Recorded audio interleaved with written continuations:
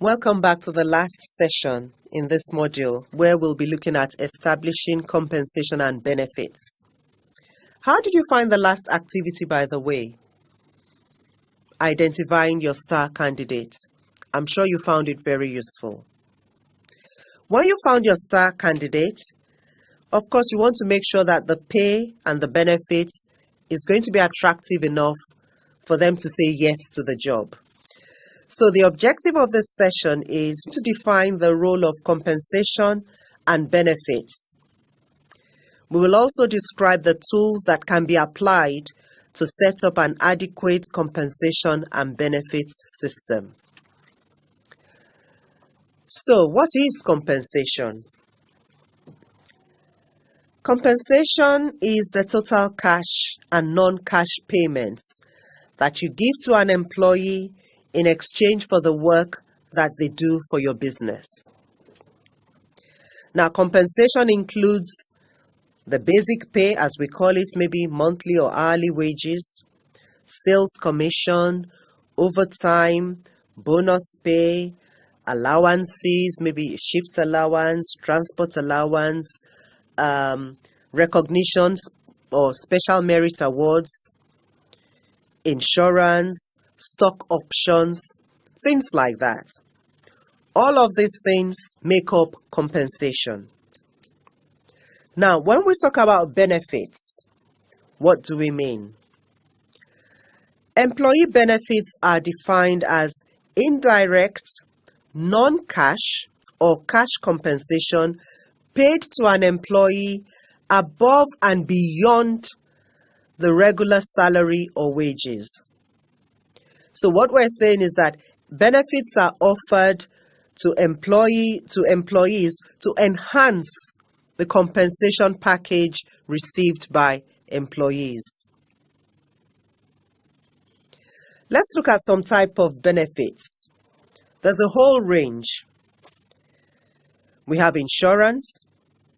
There can be a creche or daycare facility on the company premises. Holidays. Holidays can be paid or unpaid. Sick leave, exam leave, mobile phones, loans, free meals or subsidized meals, free transport or subsidized transport, funding of education, flexible work arrangements. The list is endless. As an SME owner, you have to look at market trends, what your competitors are doing, and the financial capacity of your company when you come to offering these things. We'll talk more about those in a minute. But benefits that will enhance your package will be very good for your employees. There are all kinds of benefits which you can use, which you can adapt to suit your own company. What are the goals of the compensation and benefit system? Now, the compensation and benefit system must have the function of creating and maintaining the company's competitive advantage together with retaining a strong labor force. So you can see that there's a dual purpose there. You have your competitive advantage and you want to retain a strong labor force.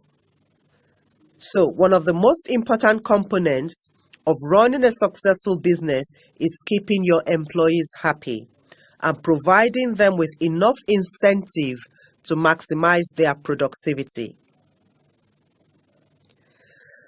Like I said earlier, there are different ways to accomplish this, but offering your employees benefits that go beyond legal requirements tends to be effective. And there are lots of advantages to that as well. But let us take a look at the income structure. What are the components of an income structure? There are 4 components of an income structure. We have the basic salary. We have allowances.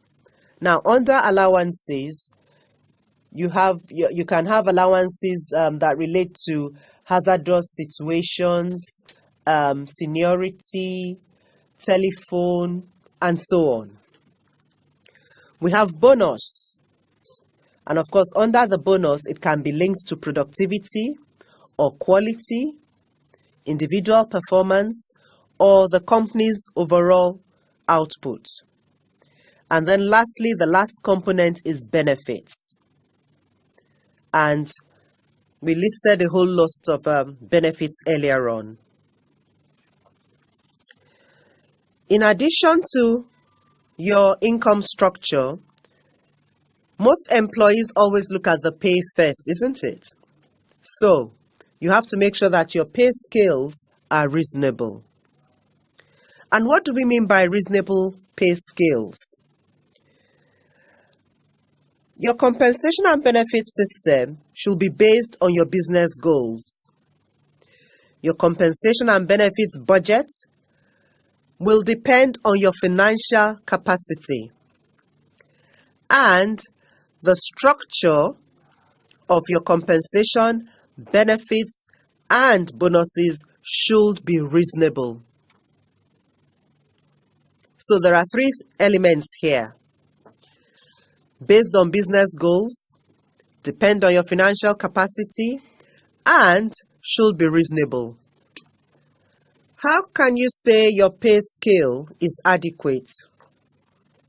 You can ensure that your pay scale is adequate if it is competitive, equitable, that is being fair, and it is reasonable. These are the three factors of an adequate pay scale.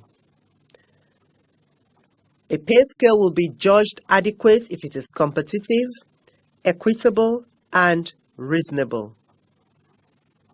So, how do we go about establishing this? The first step is we collect information. We need data. So, you can check the media and look at advertised positions and the pay range that is being offered. You can ask candidates what their expectations are, their pay expectations. Of course, you can look at trade, industry standard, your professional bodies, what the standard is. Or lastly, but this will be expensive, or for most SMEs, is to commission a consultant to conduct a salaries and wages survey for you. When you have collected your information, the next step is for you to establish your job grades.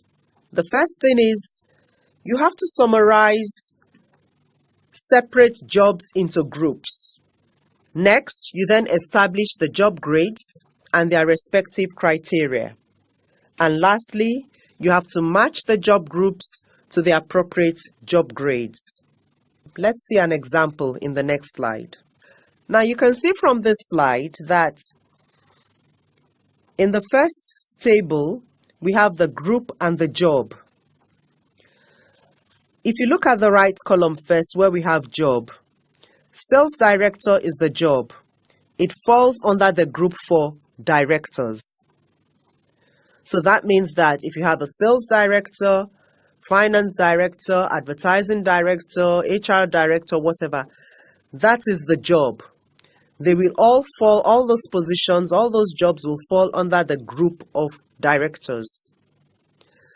Another example there is where you have, for the job, salespersons. So you have salespersons, you have receptionists, admin staff, and maybe factory workers. All of these jobs can be grouped under worker and staff. That is how you do your job groupings. The second table shows you the grades and the criteria used for the job grades. So, the first one, the director. We can see that the criteria there says the director will be defining the business operations, planning strategy, and making the annual business plan. If you look all the way down, let's go to staff. You'll see that the criteria for staff for that grade is carrying out the tasks assigned and being trained professionally. From this example, you can see the difference in the way the grades and the criteria for each grade has been clearly given. Once you have defined your job grades, this will help you in creating a pay structure, and we'll look at that next. So the third step is to create a pay structure by establishing pay grades and setting pay ranges. You have to start with a job description. You describe your jobs to reflect the market outside. To then establish your pay grade, you have to group jobs that have the same relative internal or external worth. And you saw that on the example we showed on the previous slide. You then pay the same rate or within the same pay range to this group. In setting your pay range, you have to set upper and lower bounds of the possible compensation for individuals whose jobs fall in a particular pay grade, and use market data from surveys, from your own investigations to determine a midpoint. So as an example, you may have secretarial and administrative positions in one job group in your company. Let's say job group 5. You decide to call it job group 5. You can then have pay ranges or steps of 4 within this job group 5.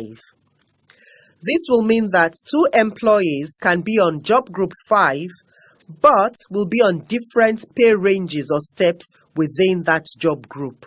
The number of job steps in each grade is either great or small depending on the company's decision on the complexity of their job scale. But I would advise that as SMEs, we make things as simple as possible. How do we then effectively position the pay scale? Positioning the pay scale means defining the position of the pay scale against the market at 3 levels. So looking at the slide, you can see we have market pay there on the left-hand side with the arrow going up. We have the above market rate, we have the median, and then we have the below market rate. Key factors that should be applied when positioning your pay scales are the business goal and the financial capacity of the company. This is very important. If the financial position of the company allows, you can position your pay scales higher than the market average in order to attract the best employees and rapidly develop your business operations. However, where the business has a potential for stable operations with a lasting tradition, then the salary scales need not be positioned at high levels. You have to pay attention to developing your own corporate culture to encourage employees' commitment. Competitive compensation is necessary for an employee to be happy. But remember, this is not always the motivator for better performance. So with this in mind, pay salaries that are in line with your competition, meaning the small businesses in your city or in your industry. There could be exceptions to this rule where you feel that the role is particularly valuable to your company and so you want to pay above the competition. When you have positioned your pay scales, let your compensation be reasonable. And you can apply some approaches. For instance, you might decide to pay low salaries and have a high bonus, or you pay a portion of the salary with the remainder being in form of benefits, or your allowances may be flexible, meaning that employees can choose the allowances they want in addition to their salary. So you can set up a structure that will suit your company. How then do we apply systemic, or who applies it within the company? Now, as the business owner, you decide on the competitiveness of the pay scales, the positioning, and also you have to define the compensation and benefits policy. HR will then pick that up by ensuring that equitable and reasonable pay scales are set up. They will also anticipate any necessary pay increases and make sure that the HR budget is balanced. Your rewards committee, if you have one, will then revise and approve these pay scales. Of course, remember that any pay scales that you decide to establish can be revised, can be amended to suit your company. Remember that your pay scales must meet your business goals. You have your business plan from which your HR plan has been distilled. And from your HR plan, you have all the other plans like your recruitment plan, your compensation and benefits plan, and your retention plan. Our next slide, as we round up, reinforces the point that your compensation and benefits budget must depend on your financial capacity. So looking at this flow chart, we can see that firstly, you set the compensation and benefits budget in line with your newly established pay scales. You then make sure you balance it with an affordable budget. Your rewards committee will look at it, will review it to see whether it's feasible for the company to go along with these pay scales. If it's feasible, they approve it. If it's not feasible, they don't approve it. If it's not feasible, then that means that you cannot apply maybe a salary adjustment for many employees at one time, or you may need to prioritize groups of employees to be considered for a pay rise. But when the plan is approved, when your pay scales are approved, you can then detail your action plan. When you detail your action plan, you then go to implement it. Looking at all of this together, a quick recap will show you that your HR planning is very, very important, because from your planning, you are then going to distill all your other plans. And your plan must be aligned to your business objectives. We have now come to the end of this module. Thank you for staying the course with me. You still have one more end of session activity to do. And in this activity, you are presented with 3 scenarios. As a company owner, how would you resolve the issues presented?